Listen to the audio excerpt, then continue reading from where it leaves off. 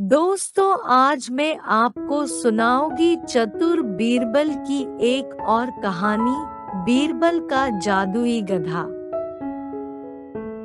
एक समय की बात है, बादशाह अकबर ने अपने बेगम के जन्मदिन के लिए बहुत ही खूबसूरत और बेशकीमती हार बनवाया था।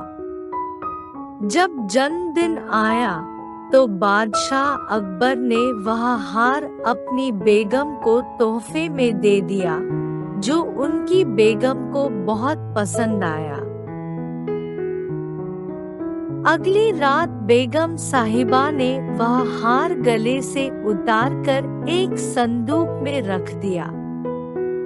जब इस बात को कई दिन गुजर गए तो एक दिन बेगम साहिबा ने हार पहनने के लिए संदूक खोला, लेकिन हार कहीं नहीं मिला।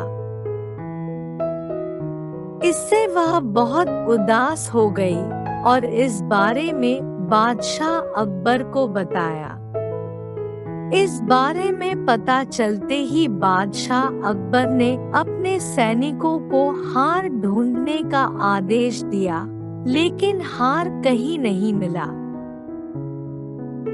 इससे अकबर को यकीन हो गया कि बेगम का हार चोरी हो गया है। फिर अकबर ने बीरबल को महल में आने के लिए बुलावा भेजा। जब बीरबल आया तो अकबर ने सारी बात बताई और हार को खोज निकालने की जिम्मेदारी उसे सौंप दी। बीरबल ने समय व्यर्थ किए बिना ही राजमहल में काम करने वाले सभी लोगों को दरबार में आने के लिए संदेश भिजवाया।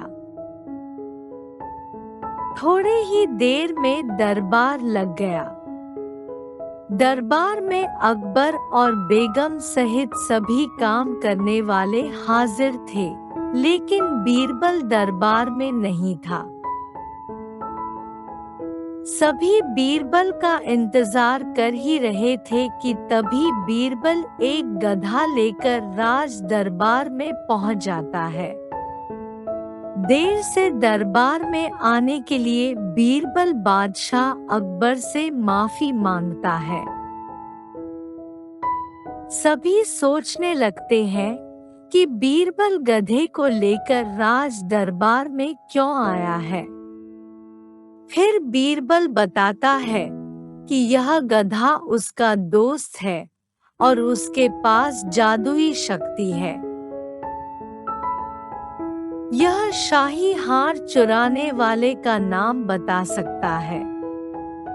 इसके बाद बीरबल जादुई गधे को सबसे नजदीक वाले कमरे में ले जाकर बांध देता है और कहता है कि सभी एक एक करके कमरे में जाएं और गधे की पूंछ पकड़कर चिल्लाएं, जहांपनाह मैंने चोरी नहीं की है।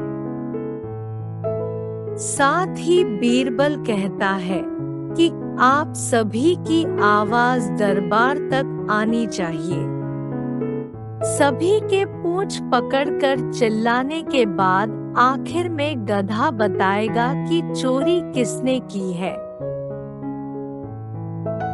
इसके बाद सभी कमरे के बाहर एक लाइन में खड़े हो गए और एक एक करके सभी ने कमरे में जाना शुरू कर दिया। जो भी कमरे के अंदर जाता तो पूंछ पकड़कर चिल्लाना शुरू कर देता, जहांपनाह मैंने चोरी नहीं की है।